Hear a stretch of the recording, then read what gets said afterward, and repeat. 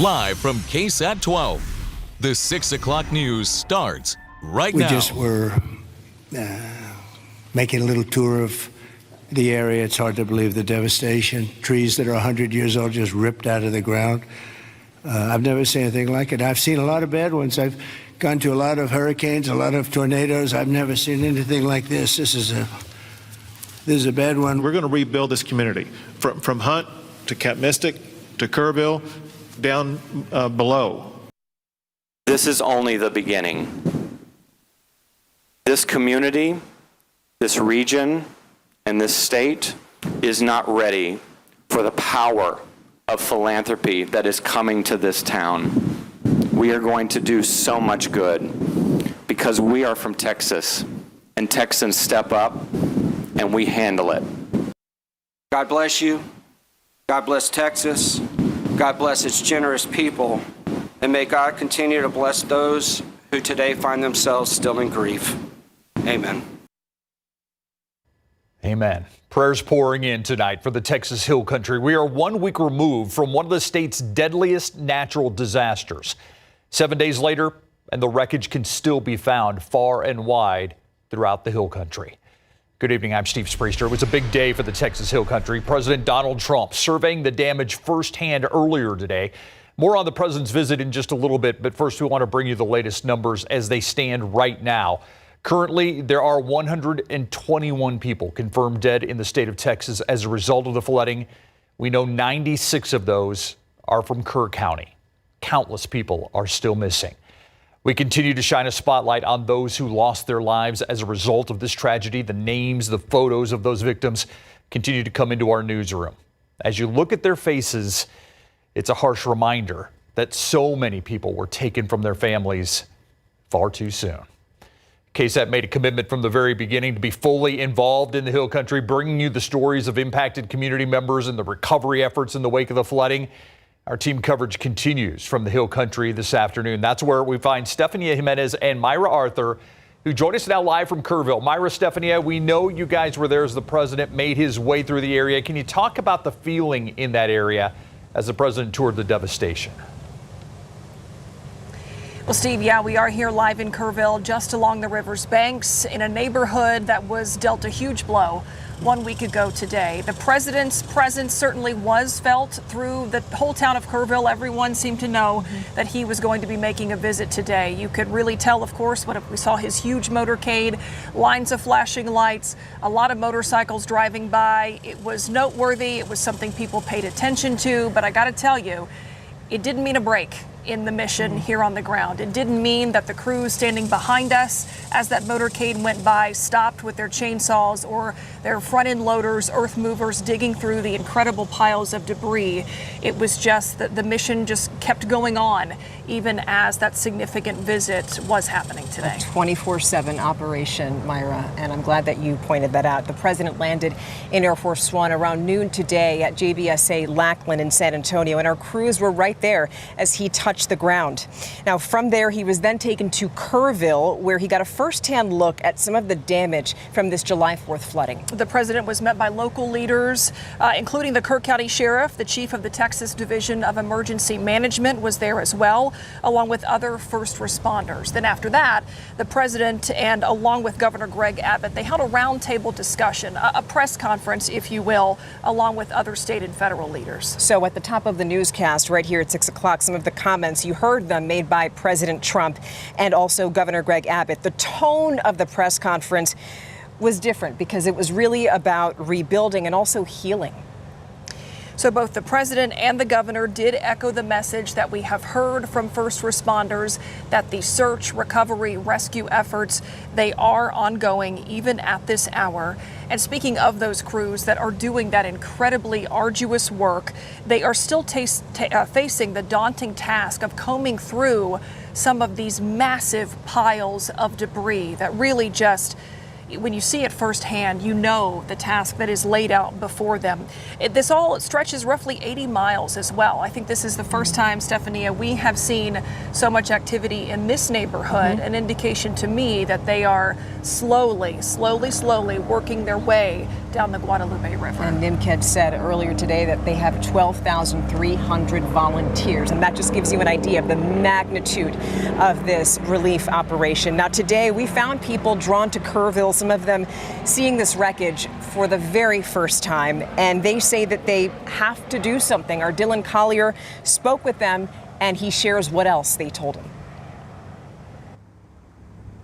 Yeah, we've seen the widespread organized search efforts in places like Hunt and Center Point. This was not that, but as one searcher told me, many hands make light work.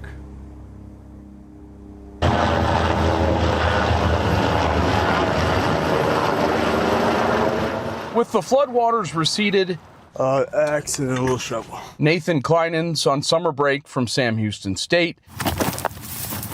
Spent the afternoon crisscrossing land he'd never set foot on before. I've been through hurricanes and whatnot, but nothing was compared to this. A camp counselor himself, Nathan's been impacted by the tragedy and loss of young lives at Camp Mystic. I seen all the kids from the camp, all the devastation, all the loss. Just made me feel so bad because I knew how much the kids at my camp mean to me. Then there's musician Noah Reinecker, part of a group of people who pulled up and spread out. we're just kind of freelancing. So we're looking for places where there's huge brush piles and doesn't seem to be a lot of emergency services or people. The goal, to bring the search one step closer to being complete. I don't really know what it looks like before this, but I can imagine it was a really nice city. And we are in Kerrville, not far from the G Street Bridge. I think it's worth pointing out just how strikingly different the landscape looks now than it did just over a week ago. Huge trees and grass along these banks has been replaced by uprooted, splintered trees and large swaths of sand. Truly unbelievable. Reporting live in Kerrville tonight, Dylan Collier, KSAT 12 News.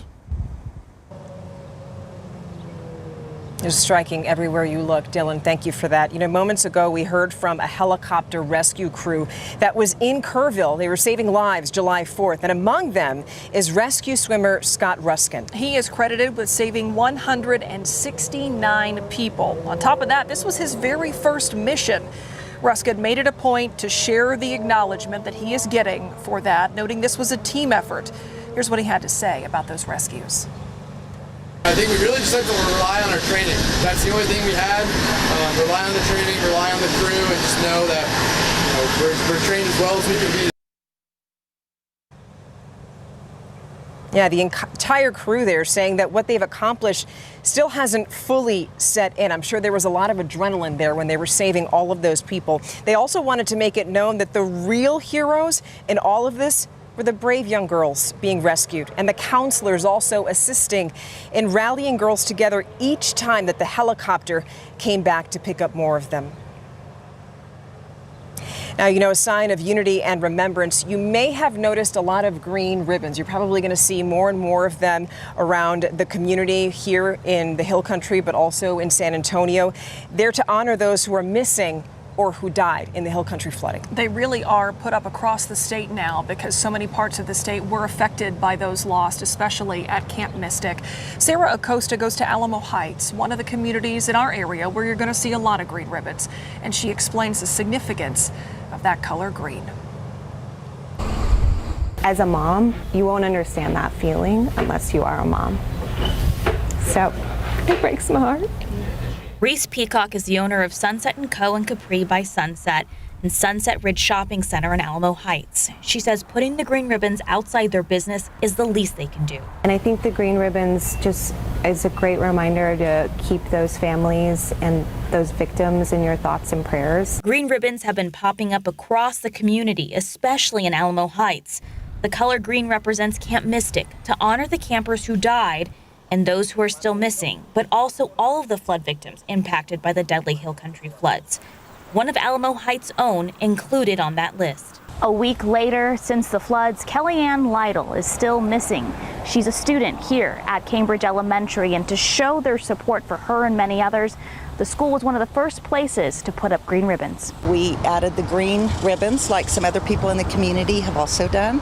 And then our broker asked if we could add the purple in remembrance of a specific girl that was lost in the Camp Mystic floods. Mindy Keller says they put out the ribbons outside the Corey Heights building on Broadway as a sign of solidarity with the community. A lady drove by when we were putting them up, and she stopped to thank us for doing so. She said she was a Camp Mystic camper back in the day, and it made her feel really nice that people were coming together to show their support. A show of support.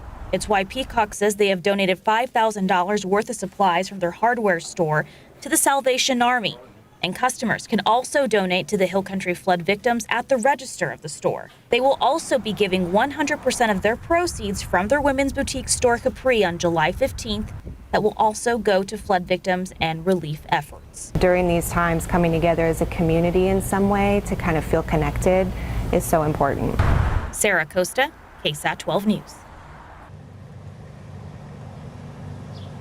You know, in response to the devastating 4th of July floods, KSAT 12, KPRC, our parent company, Graham Media Group, and also Gray Media, which owns stations across the country, have united to launch an urgent donation drive. It's called Together for Texas. You can scan the QR code that you see on your screen. It'll take you directly to the donation page, and we're very proud to say right now that so far the campaign has already raised more than $350,000. And every cent, all of the funds raised will go directly to the community, to those on-the-ground efforts in flood-affected areas through the Salvation Army. The Salvation Army's emergency disaster services teams, they are actively working in these affected communities.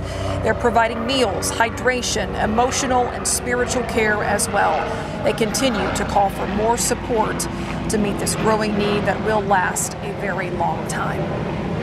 You know, here in Kerrville, there is a wall that has sprung up. It is being called a wall of hope. It is a place where all day long people have been stopping by to honor and remember those killed in these floods. Our Erica Hernandez and photojournalist Robert Samaron were there all day, and they captured the moments as so many people stopped by to pay their respects. It's really sad. Yeah. I just keep thinking about all the people that have lost everything. And I know it sounds weird, but I keep thinking that I was in my bed listening to the pouring down rain while people were losing their lives in the river. And I'm having a hard time to get over. Sticking together, you know, we all are here as one family. It's very difficult. It's just, we just want to honor the people that passed. It just means a lot that we can come by here and look at these faces. I had a dear friend that passed in the flood at 4:30 in the morning. His name was Al Oreo. He just definitely had a servant's heart and very great sense of humor. The easiest way to process it and, you know, try to help. Just wanted to support in the smallest way we can. It's really been heartbreaking. Everyone has been touched because everybody knows everybody.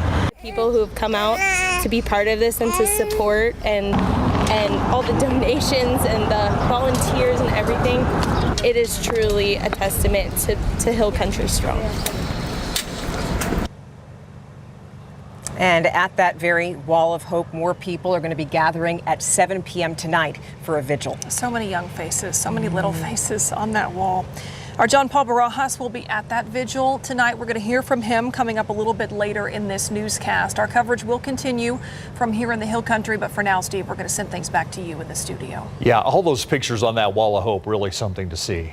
Thank you, Myra. Thank you, Stephanie. Let's check out the traffic situation right now in San Antonio. We showed you a traffic trouble spot earlier. It was the I-10 in Callahan, the westbound lanes. That has cleared at this hour, so that's some good news on your Friday. We're not finished with our coverage on the deadly flooding coming up. We're going to show you how a group of local mothers created a Facebook page to recover precious items in the wake of the flooding. And happening now, we're keeping an eye on a planned protest over recent immigration arrests. We'll take you there live right after the break.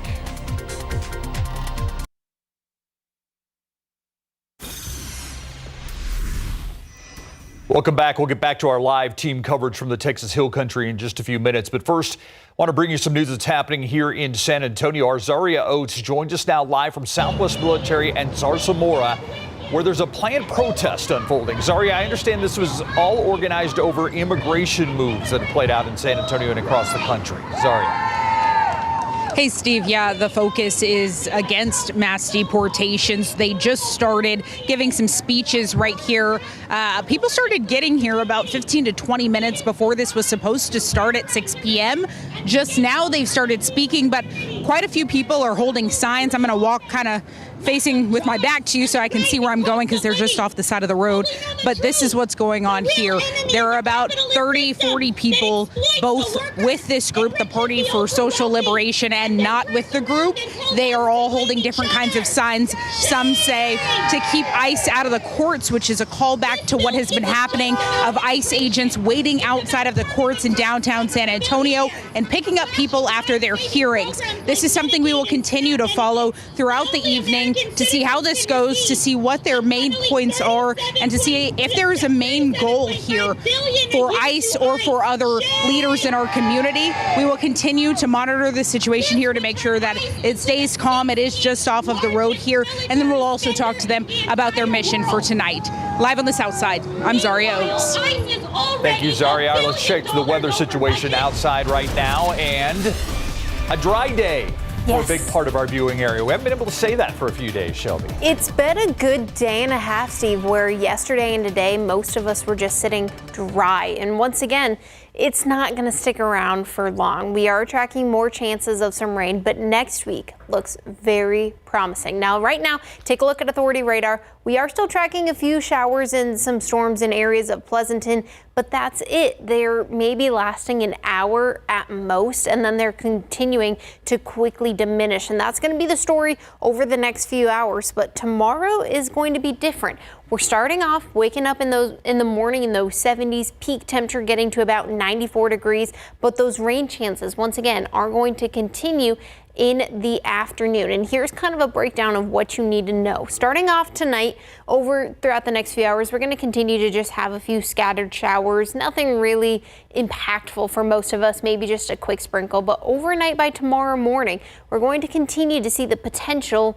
for some cloudy skies in the morning, but then we're starting to see some extra moisture near the coastal plains, and that's where it's going to start tomorrow morning, is along the coast. We're going to start to see those showers move up into areas of Houston, but also having a potential to impact in areas of the hill country. It's just going to be a light sprinkle in the morning, maybe a quick downpour at times, and really also along I-35 is where we're looking at. And then that's going to continue throughout the rest of your afternoon hours.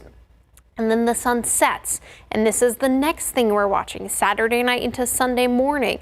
Over the next few hours, we're continuing to see some extra moisture move in from areas of Abilene and San Angelo, and this is what we're watching specifically, is there's the potential for that line of some showers and storms to move in through areas of the hill country. It appears that there's the potential it might diminish or start to break up, so it's not going to be as severe, but that's what we're watching, is the potential as it moves into areas of northern portion of just north of Bexar County, between Gillespie, even getting to Travis County, and specifically in areas of Kendall and Kerr County, where they were hit hardest because all of the ground is so saturated that the water doesn't have the ability to really soak into the ground. So we're watching the potential for that flash flooding. But the good news is that does appear to start to dissipate by around lunchtime.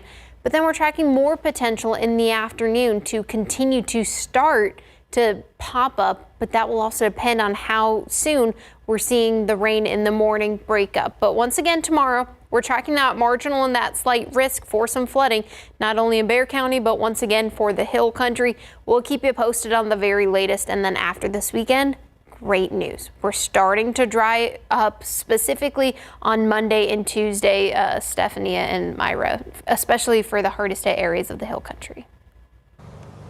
And Shelby, thank you so much for that. And now we continue our team coverage in Kerrville 1 week after the deadly flooding. Coming up after the break, a lot of families have been making pleas online to recover some very precious items from the Guadalupe River after these floods. And some local moms decided to create a very special Facebook page that has taken off.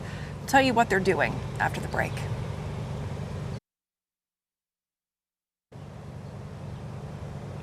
As we continue our live coverage here from Kerrville, we have just learned sobering new numbers from officials here in Kerr County, where they've confirmed the death toll has continued to rise. We've learned that at least 103 people in Kerr County alone are confirmed dead as a result of the flooding, 67 of them adults, 36 of them children. And we know that those search and recovery efforts are still happening as we speak. So many of these young victims were summer campers.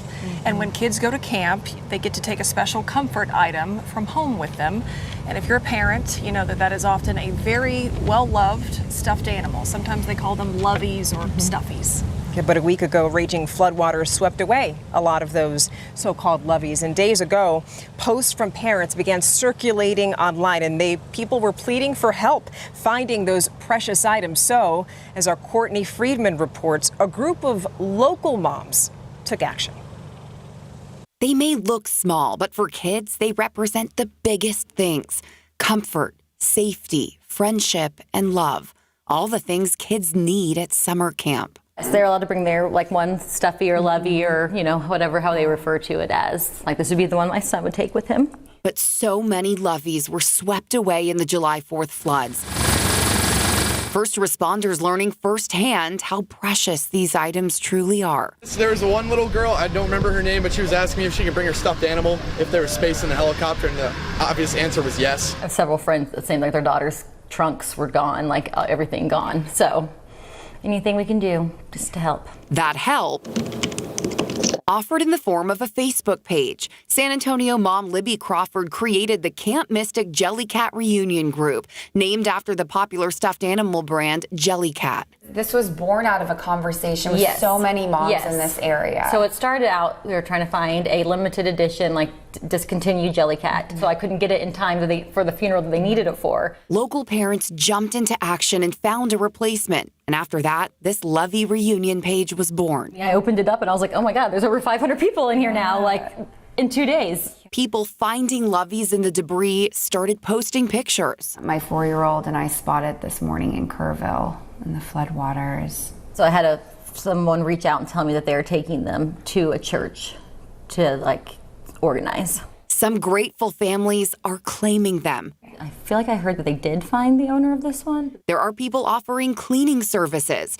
And for the loveys that remain lost, people on the page are lining up to find exact replacements. These kids are going through something so horrific and that no adult could even handle, if you can just give them one little piece of their childhood back and their innocence, then let's try. Courtney Friedman, KSAT 12 News. So now you're probably wondering what you would do if you find one of those loveys. Well, first off, the first thing you do is go online. You post all of the information describing that lovey, like the specific brand and the name that's listed on the tag. Lovey means so very much. We have a lot more news coming your way from the Texas Hill Country here this evening. Now, we want you to stick around because after the break, we're going to bring you the voices of those who experienced this devastating flooding firsthand. Stick around.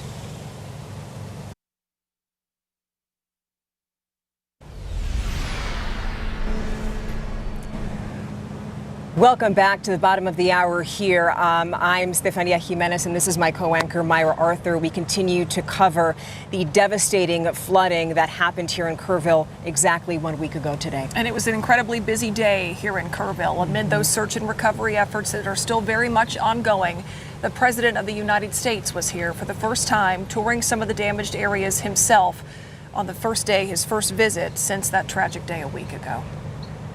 We know that after landing in San Antonio, the president was then brought here to Kerrville.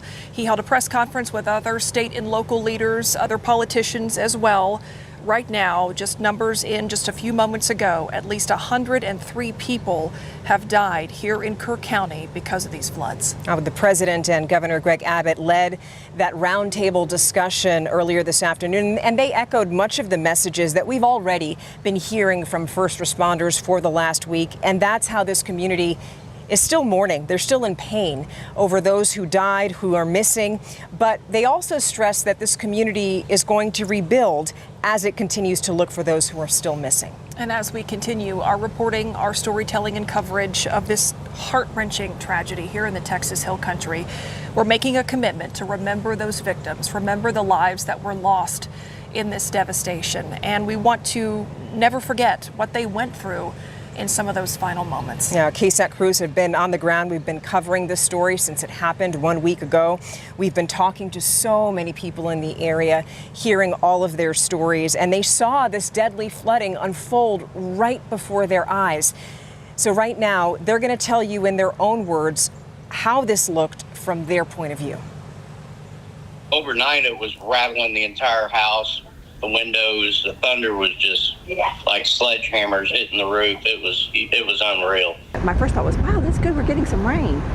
But then I snapped and go, that's a lot of rain. Going from RV to RV, knocking on doors, trying to get people out, waking them up. We had a lot of them that were trying to gather their personal items, and it's like, no, you got to go. The exterior was completely submerged.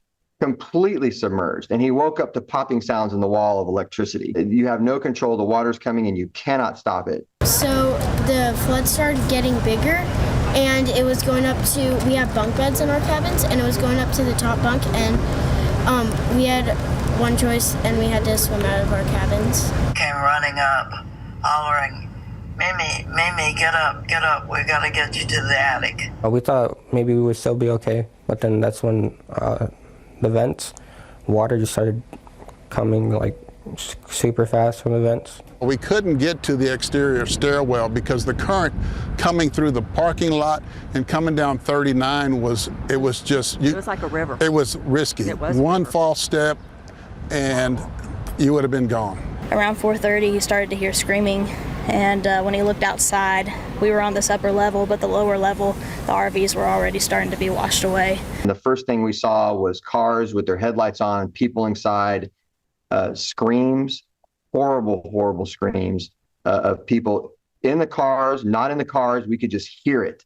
And they were floating by at the second level already. So then we decided we can lift them on, we can get people up on the roof. There's an apartment on top of the mill house. And so we got sheets and wrapped it around the people and the kids and the dogs, and two men were on the roof. Me and another gentleman were on the bottom, and we'd push and they'd pull, and it was probably 40 to 45 people. So fast, it was so crazy. My husband got inside the water because we had a family on the island way over there, and he was trying to come back on the water with his two babies in his arms. My husband got all the way down to to his waist and was yelling at him, "Throw me your baby," and the guy couldn't do it. And then a wave came in. We went ahead and jumped out, and we got washed down 3 houses, and we finally ended up snagged on a big bush. So we hung onto the bush until we got rescued. Well, you can see where the water line is at the end. So we got him out and took him to safety. I remember something hitting me on the head. How I recall it is the roof fell, but just next thing I know, house is gone. I'm glad I'm safe, but it does, hurt knowing that still don't know anything about, my family. When you talk to so many people who are looking for family members and friends, it just really puts things into perspective. I really don't have words. This is surreal, devastation. I don't have words. I really don't have words. Well, this was a whole fishing dock, and our patios, chairs.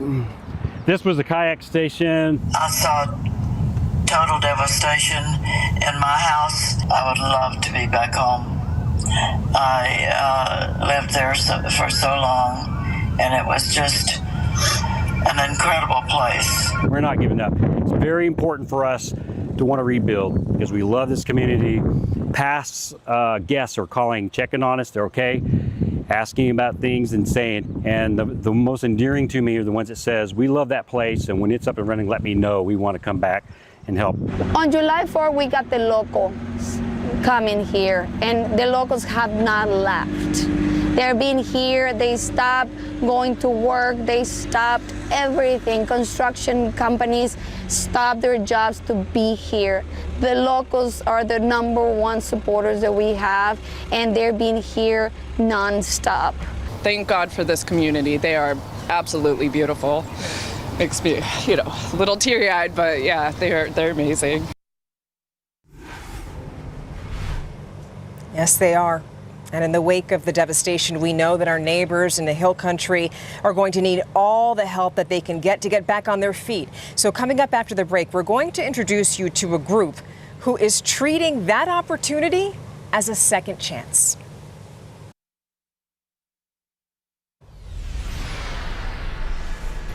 Welcome back to our live team coverage here in the Hill Country from Kerrville, where there was a presidential visit today. President Donald Trump and the First Lady both meeting with state and local leaders here in Kerrville this afternoon. But before he did that, he also saw a lot of this devastation, the wreckage, the damage up close for the very first time since the July 4th floods. And as the recovery continues, there's also another word that you're hearing, and that's rebuilding. But before we can rebuild, we first have to remove a lot of that debris that got everywhere because of this flooding. And there are countless groups who are here across the Hill Country helping homeowners to do just that. One of those groups is called Restoration of Hope, and their motto is turning a mess into a message. The men with Restoration of Hope have been homeless. Some of them suffer from mental illness, or some of them have even been in prison. And now that they have a second chance, they want to use it for good. So they've spent the last few days clearing debris for homeowners. I brought 11 guys. One of our guys down at the local company down there donated a Bobcat for us to bring. I have roll-off trailers. I'm bringing more in, and I have lots of resources of men. So that right there, you just heard from the group's executive director, and he says that his group is going to be in Kerr County as long as humanly possible. In the wake of this tragedy, we don't want to forget about the impact to animals in all of this. So many impacted by the floodwaters. That's why San Antonio's Animal Care Services is asking for volunteers. They need some help. They're looking for people to help preparing kennels for use, walking and caring for pets, and folks who can support emergency response efforts. For more information on how to volunteer and sign up for time slots, you can find all of that on KSAT.com. All right, let's take a look outside with live cam right now. We're here in Kerrville, but still keeping a close eye on the weather situation in San Antonio and across South Texas. Meteorologist Shelby Ebertowski standing by with an update on that. Shelby. Well, Myra and Stephanie, we're still tracking a few sprinkles in areas of South Texas, but even the last 30 minutes, it's continued to diminish, and that's going to continue overnight tonight. A quiet night is in store tonight. However, for the Hill Country tomorrow, it's going to be another story. We're tracking multiple days of potential of some heavy downpours possible, especially Saturday into Sunday morning, I'll break down the track and timing and what that means for the Hill Country and San Antonio coming up after the break.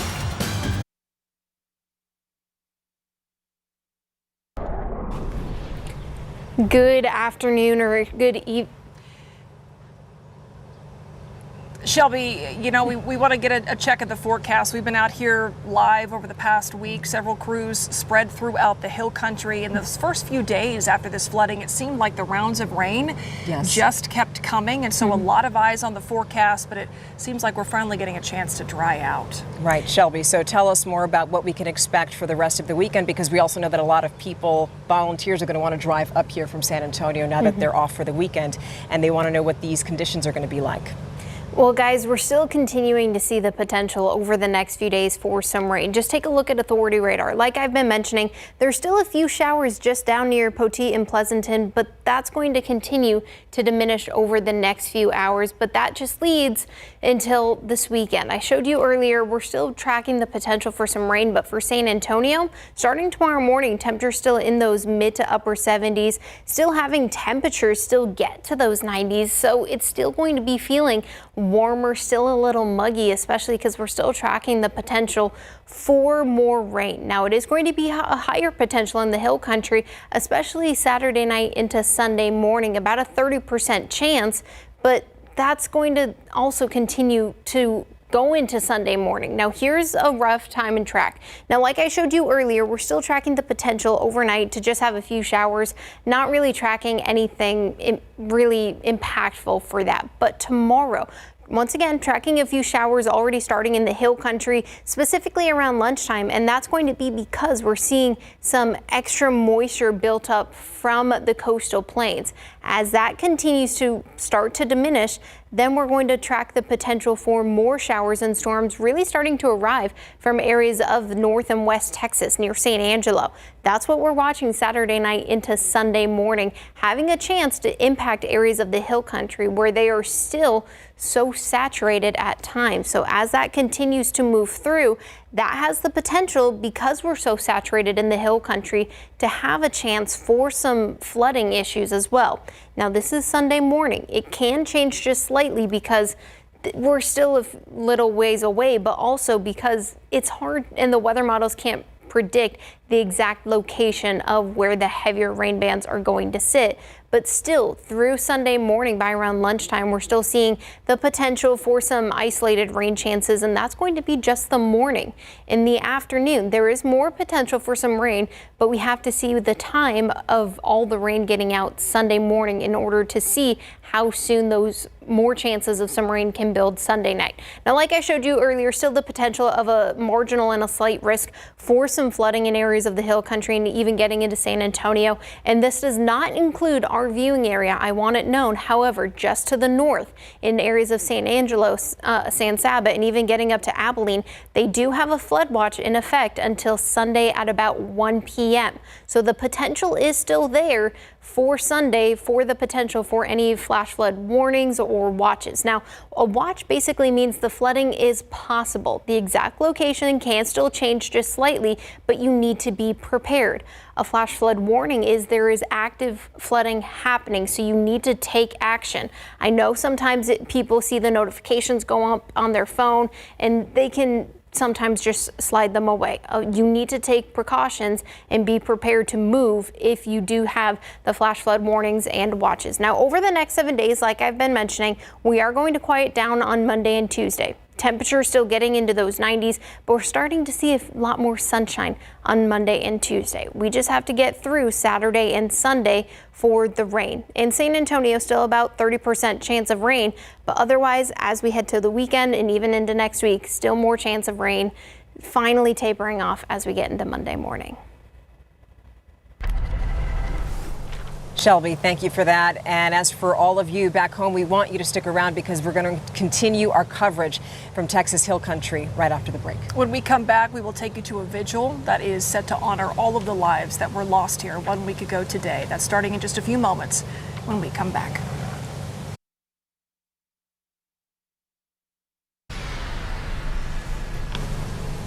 Welcome back here live to Kerrville. All day long, we've been surveying the damage and the progress, really, that's been made in this neighborhood specifically.